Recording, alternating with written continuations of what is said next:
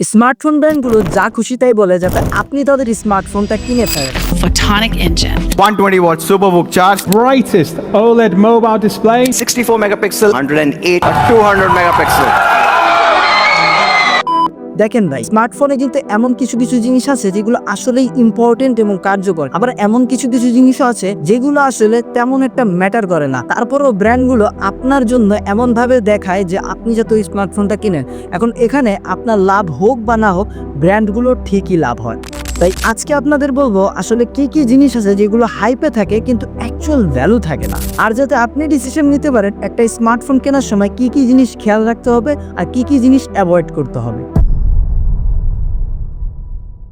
ফার্স্টে যদি বলি স্ক্রিন ব্রাইটনেস নিয়ে, যেটা নিটসের উপর মেজার করা হয়। স্মার্টফোন ব্র্যান্ডগুলো সচরাচর দেখবেন এই জায়গাটা নিয়ে খুবই গর্ববোধ করে, আমার নিটস বেশি এইসব বলে। আর পিক ব্রাইটনেস, ওইটা তো আপনি ছাইরেই দেন ভাই, কারণ ওইটা যখন আপনি এইচডিআর কন্টেন্ট এনজয় করবেন তখন অ্যাপ্লাই হয়, আর ছোট ডিসপ্লে এরিয়ার ক্ষেত্রে এটা কাজ করে। আপনি এই চার্টটা দেখেন, বিভিন্ন ব্র্যান্ডের বিভিন্ন পিক ব্রাইটনেস এখানে। রিয়েলমি GT60 তো একেবারে 6000 নিটস নিয়ে বসে আছে, কিন্তু এইসব ব্র্যান্ডগুলো যাই করুক না কেন অ্যাকচুয়াল সানলাইটে আসলে এতটুকুই নিটস দরকার পড়ে। এরপর যদি কথা বলি চার্জার, হেডফোন এইসব নিয়ে, তাহলে খেয়াল করে দেখবেন স্মার্টফোন ব্র্যান্ডগুলো কিন্তু তাদের বক্সের মধ্যে এইসব দেওয়া বন্ধ করে দিচ্ছে। যদিও এখনো বাংলাদেশে অনেক ব্র্যান্ডগুলো তাদের বক্সের মধ্যে চার্জার দিচ্ছে, হেডফোন দিচ্ছে না। আবার স্যামসাং বা আইফোন কি করে এটা আশা করি উল্লেখ করে আপনাদের বলতে হবে না আমার। এখন যদি বলি চার্জার বা হেডফোন না দেওয়ার মেন রিজন হিসেবে তারা যেটা বলছে সেটা হচ্ছে they want to save the environment, বা গ্রিন ওয়াশিংও বলতে পারেন। গ্রিন ওয়াশিং হচ্ছে ব্র্যান্ডগুলো দেখায় তারা খুবই ইকো ফ্রেন্ডলি, তারা পরিবেশ বাঁচাতে চায়, পরিবেশ সবুজ থাকুক, 100% clean electricity, carbon neutral, carbon footprint, sustainable choices. কিন্তু সত্যি বলতে তারা যাই করুক না কেন তারা পরিবেশকে পলিউটেডই করছে। যতটুকু না তারা পরিবেশকে বাঁচাচ্ছে তার তুলনায় কিন্তু বেশি তারা পলিউটেড করছে। তো সেখানে তাদের এই রিজনটা একেবারেও খোলাসা করে না তারা। আর এইসব করাতে কিন্তু তাদের ফাইনাল প্রোডাক্টের শিপিং কস্ট কমে যায় এবং প্রফিট মার্জিনটা বেড়ে যায়। আবার অন্যদিকে তারা ফোন রিলিজের সময় দেখবেন যে ইয়ারবাডস বা হেডফোন যাই হোক না কেন 50% 70% অফে ছেড়ে দেয়। কারণটা হচ্ছে এখানে কিন্তু তারপরেও তারা সেল করতে পারছে। তো যাই হোক না কেন এই সব কিছু করার মূল কারণ হচ্ছে দিস ইজ বিজনেস।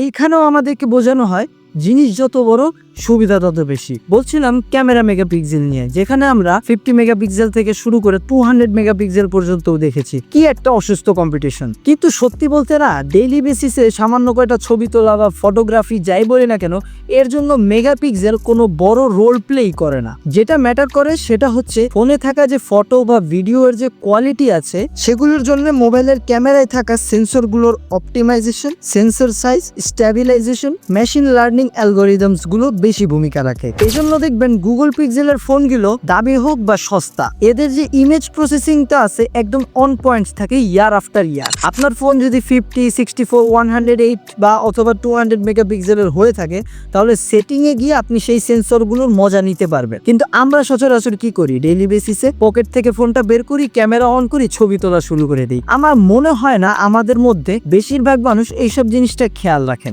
এখন ইন শর্টস বলবো শুধুমাত্র ক্যামেরার মেগাপিক্সেলে যায় না। এরপর যে জিনিসটা সেটা হচ্ছে চার্জিং ভোল্টেজ বা চার্জিং স্পিড। আপনি হয়তো শুনে থাকবেন স্যামসাং এ আসে ফাস্ট চার্জ, ওয়ানপ্লাস এ সুপারবুক চার্জিং, ভিভো আইকিউ তে আসে ফ্লাশ চার্জ, মোটরোলাতে টার্বো চার্জ, রিয়েলমি GT5 এখানেও দেখছিলাম সুপারবুক বলতে। সত্যি বলতে এসব করার পেছনে ব্র্যান্ডগুলোর মেইন গোল থাকে নিজের ফোনের চার্জিং ভোল্টেজ নিয়ে শো অফ করা। এটা খারাপ কিছু না বা কোনো মিথ্যা কথা না, কিন্তু কিছু সত্য আছে যেটা নিয়ে সচরাচর কেউ কথা বলে না। প্রথমত আপনার ব্র্যান্ডগুলোর দেয়া বক্সে থাকে অ্যাডাপ্টার বা কেবল, এগুলো ইউজ করতে হবে, তাহলে আপনি ওই চার্জিং ভোল্টেজটা পাবেন। আদারওয়াইজ যদি আপনি থার্ড পার্টি গুলো দেখতে পারেন কিন্তু ওইগুলোর ক্ষেত্রে আপনি একদম প্রপার চার্জিং ভোল্টেজটা এনজয় করতে পারবেন না। আবার ধরেন ব্র্যান্ডগুলো আপনাকে বলছে যে এই ফোনে আপনি 100 ওয়াটের চার্জিং ভোল্টেজ পাবেন, এর মানে কিন্তু এই না যে আপনি 100 ওয়াটের চার্জিং ভোল্টেজই সারাক্ষণ পাবেন। চার্জ হতে হতে ফোনটা যখন হিট হতে থাকবে তার সাথে সাথে কিন্তু ফোন তার চার্জিং ভোল্টেজটা কমিয়ে দিবে, পারফরমেন্স কমিয়ে দিবে, চার্জ স্লোলি হবে। কিন্তু এটা আমরা কিন্তু টের পাই না। দেখেন এইটা তো বুঝি, আপনি যদি অন দ্য রোড থাকেন অথবা ট্রাভেলিং বেশি করেন, আপনার বাইরে থাকাটা বেশি হয়, তাহলে আপনার জন্য ফাস্ট চার্জিংটা দরকার, আপনি নিতে পারেন। কিন্তু যদি আমাদের মতো একদম ডেইলি বেসিস ইউজ করেন, অফিসে থাকেন, ওয়ার্ক ফ্রম হোম করেন, তাহলে সেক্ষেত্রে দেখা যায় কি আপনি একটা বেসিক চার্জিং ভোল্টেজ ফোন কিনলেও কিন্তু আপনার একেবারে অসুবিধায় পড়তে হবে না।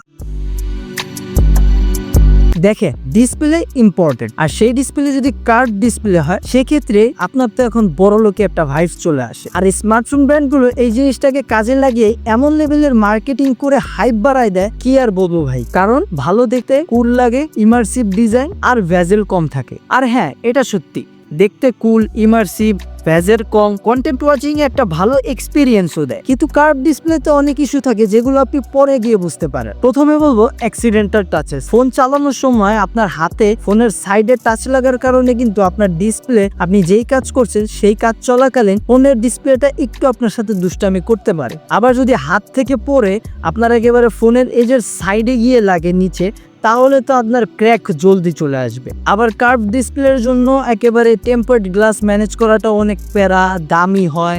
আর এগুলো লাগানোর পরেও একটু লাগে না, ছেড়ে দেয় সাইড দিয়ে, এজের সাইড গুলো দিয়ে। আবার দেখবেন যদি লেগেও যায় পরবর্তীতে ধুলোবালি জমে কেমন একটা যেন দেখা যায়। আর ভাই কার্ভ ডিসপ্লে যদি কোনো একটা সমস্যা হয় আর সেই ডিসপ্লে আপনার অ্যারেঞ্জ করতে কিন্তু 12টা বেজে যায়। আর একটা কমন ইস্যু স্ক্রিন গ্লেয়ার। সানলাইটে গেলে বোঝা যায় কি একটা মজা। আর ফ্ল্যাট ডিসপ্লের ক্ষেত্রে কিন্তু আপনি ইউজ করতে খুব ইজি, প্রোটেক্ট করতেও খুব ইজি কার্ভ ডিসপ্লের থেকে। আর গাইস, আরো কিছু এক্সট্রা বিষয় আছে যেগুলো আমি উল্লেখ করি নাই। প্রথমত যদি বলি ফোল্ড ফোন, এই ফোল্ড ফোনের ক্ষেত্রে কিন্তু খুব একটা কুল লাগে, মনে হয় যে খুব অস্থির একটা ফোন। কিন্তু পরবর্তীতে লম্বা সময় যাওয়ার পরে কিন্তু আমরা দেখতে পারি যে ডিসপ্লে যেখানে ফোল্ড করার কারণে যে জায়গাটায় চাপ লাগে ওই ডিসপ্লেতে গ্রিন লাইন ইস্যু আসে, অথবা কালো হয়ে যায়, অথবা মনে করেন যে ফোনটা আর ওরকম ভাবে লাগে না, মানে জং ধরে গেছে এরকম মনে হয় মাঝে মধ্যে। কিন্তু আবার ফোনের ভেতরে কিছু ফিচার থাকে যেগুলো অ্যাকচুয়ালি আপনি ইউজ করেন না বা আপনার লাগেই না। যেমন 8K রেজুলেশনে আপনি ভিডিও শুট করতে পারবেন। ভাই আপনার ডিসপ্লে ফুল এইচডি রেজুলেশনের 180p-তে, সেখানে আপনি 8K দিয়ে করবেনটা কি? আপনি তো এক্সপিরিয়েন্সই করতে পারবেন না। এরপর 144 হার্জ ডিসপ্লে, অন্যদিকে 120 হার্জ ডিসপ্লে। ভাই সামান্য 24 হার্জের ডিফারেন্স, এইটা নিয়েও কম্পিটিশন লাগাই দিছে। সিরিয়াসলি এটা চোখে পড়ে আপনাদের? আর খুবই বিশাল ব্যাপার ওয়্যারলেস চার্জিং। ভাই ওয়্যারলেস চার্জিং করলে ফোনে হিটিং ইস্যু যদি থাকে তাহলে আপনার ব্যাটারি তো অবশ্যই ড্যামেজ হবে। আর ব্যাটারি ড্যামেজ হয়ে যাওয়া মানে কি? ব্যাটারির হেলথ আস্তে আস্তে কমে যাওয়া। তাহলে এই ওয়্যারলেস চার্জের লাভটা কি যদি সেখানে আমার ফোনটার ব্যাটারিটাই ঠিক না থাকে, ফোনটাই ঠিক না থাকে? কিন্তু ভাই দুনিয়ার সবার বুদ্ধি এক না, সবাই এক না, সবার অপিনিয়ন এক না। তো এই ক্ষেত্রে আমি আর কোনো কমেন্টস করবো না ওয়্যারলেস চার্জিং নিয়ে। আচ্ছা, ফোন ব্র্যান্ডগুলো যে সবকিছুই খারাপ দেয় বিষয়টা এমনও না। আবার একেবারে যে তারা টেকনোলজি ইউজ করে না, ইনোভেট করে না, এইসব বলাটাও বোকাবি। তারা যা করে সামথিং আর স্টিল হুড। যেমন স্যামসাং এর আছে ভিশন বুস্টার তাদের ডিসপ্লের জন্য।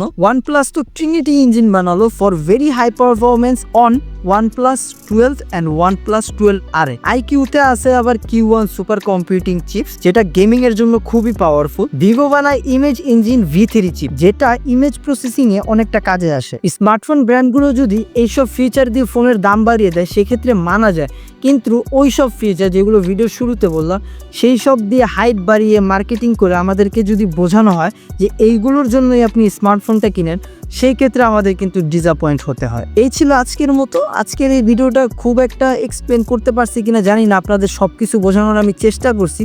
তারপরেও যদি কিছু কমতি থেকে যায় সেক্ষেত্রে কমেন্টে বলতে পারেন, ইনশাল্লাহ পরবর্তীতে এটা ঠিক করার চেষ্টা করব। আর আপনারা দেখছিলেন এতক্ষণ জিটিজি, আমি ছিলাম মিরাজ আপনাদের সাথে। তো thank you so much for watching this video. দেখা হচ্ছে নেক্সট কোনো ভিডিওতে, নেক্সট কোনো রিভিউ নিয়ে, অথবা নেক্সট কোনো বড় কোনো ধরনের যদি ভিডিও করতে পারি আর কি, তাহলে দেখা হবে। তো ভালো থাকবেন। আসসালামু আলাইকুম, আল্লাহ হাফেজ।